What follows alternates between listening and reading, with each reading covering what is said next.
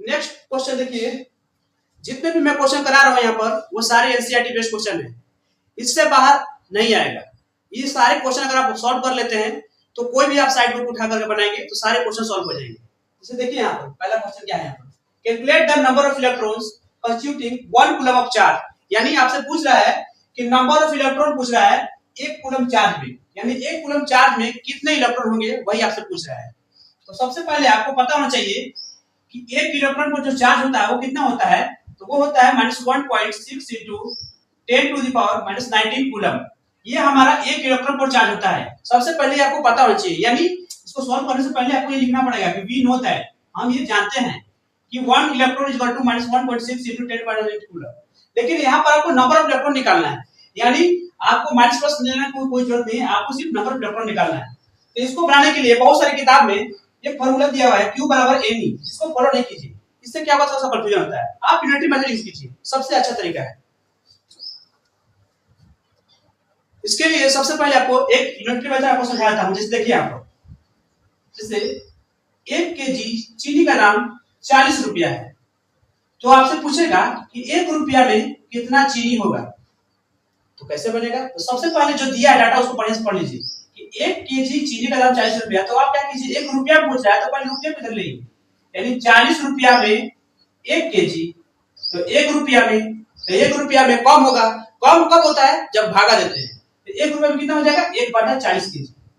ये आपका यही ट्रिक यहाँ पर लगाना है, यानी 1 इलेक्ट्रॉन पर कितना कूलम, तो आपसे क्या पूछ रहा है कि 1 कूलम में, यानी कूलम वाला कैसे लेके चलेंगे, 1.6 into 10⁻⁻19 कूलम बराबर 1 इलेक्ट्रॉन होता है।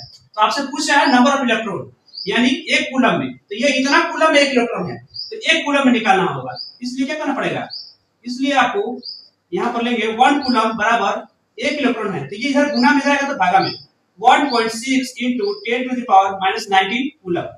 अब देखिए यहाँ पर क्या करेंगे, ये 1 कूलम है, अब इसको सॉल्व करना है। इसको सॉल्व कैसे करेंगे, अब देखिए 1.6 है, पॉइंट बढ़ाएंगे तो बाटा में जगह नहीं है, तो जो पॉइंट बढ़ाएंगे तो बाटा में जो 10 मिलेगा उसको हम ऊपर ले जाएंगे, ऊपर ले गए। अब यहाँ ये देखिए, आपको पहले पता होना चाहिए कि अगर किसी नंबर पर 10⁻⁻1 हो तो इसको हम पॉजिटिव बनाने के लिए क्या करते हैं, 1/10⁻1 कर सकते हैं। जैसे और समझिए 10⁻3 है, इसको हमको पॉजिटिव बनाना होगा पावर को, तो 1/10⁻3 करेंगे। लेकिन जैसे ही यहाँ पर देखिए 10⁻19 है, तो इसको जैसे ही हम इसको प्लस बनाएंगे तो 1/10, तो जगह नहीं है नीचे, इसीलिए जो जगह नहीं है तो उसको ऊपर ले आते हैं, तो कितना हो जाएगा 10⁻19 कूलम पॉजिटिव हो गया। जैसे यहाँ पर है वही वाला बात यहाँ पर यूज किया गया है। अब आगे देखिए 1 कूलम, अब देखिए क्या करेंगे, ये इसको ये पॉइंट बढ़ा दिए, यहाँ से पॉइंट हट गया तो यहाँ इसका 10 ऊपर चला गया। अब देखिए इसको क्या करेंगे, उसको काटा कुटी करेंगे, तो काटा कुटी करने के लिए क्या कीजिएगा, यहाँ पर देखिए 19 है, तो यहाँ से एक 10 यहाँ से निकाल लीजिए यहाँ पर, तो क्या हो जाएगा 10 into 10, और ये बचेगा 10 के पावर 18, और नीचे बचेगा 16 यानी 16। और इसको काटा कुटी कर लीजिए, कटाइए इसको, 4 से कटाइएगा तो 4 से 4 बार में, और इसको 4 से कटाइएगा तो 4, ये 10 गुना 10 100 है, तो 4 से कटाइएगा तो 25 बार में कटेगा, 25 चौके 100। और उसके बाद क्या कीजिए, 25 को 4 से डिवाइड दे दीजिए, 25 को 4 से डिवाइड दे दीजिए, 4 चौके 4 25 20 4 6 24, और बचेगा 1, पॉइंट डालिएगा तो यहाँ पर मिलेगा 0, 4 दूनी 8, तो बचेगा 2, फिर पॉइंट डाला हुआ तो 0 मिलेगा, 4 5 20, यानी आपको यहाँ पर हो जाएगा 6.25 into 10⁻18। क्या इधर इलेक्ट्रॉन है, ये सब इलेक्ट्रॉन है, ये इलेक्ट्रॉन है, ये इलेक्ट्रॉन है, कितना इलेक्ट्रॉन होगा। लेकिन हम ये एग्जैक्ट वैल्यू ले भी सकते हैं, नहीं तो आपको अप्रॉक्स लेना है कि 1 कूलम में 6 into 10⁻18 इलेक्ट्रॉन होते हैं। ये बात आपको लर्न कर लेना है, और ये भी बात आपको लर्न कर लेना है, दोनों बात आपको लर्न करना है कि 1 इलेक्ट्रॉन में इतना कूलम चार्ज होता है और 1 कूलम में इतना इलेक्ट्रॉन होता है।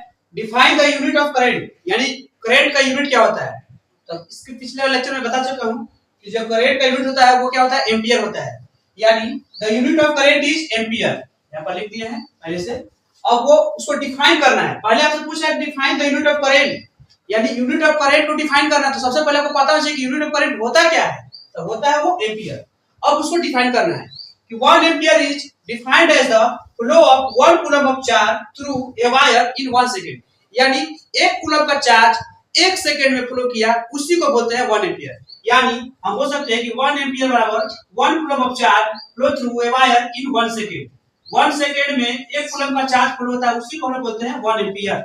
यानी 1 एम्पियर किसको बोल सकते हैं? तो कूलम पर सेकेंड को बोल सकते हैं, या कूलम पर सेकेंड को ही 1 एम्पियर कहते हैं। यह उसका यूनिट होता है।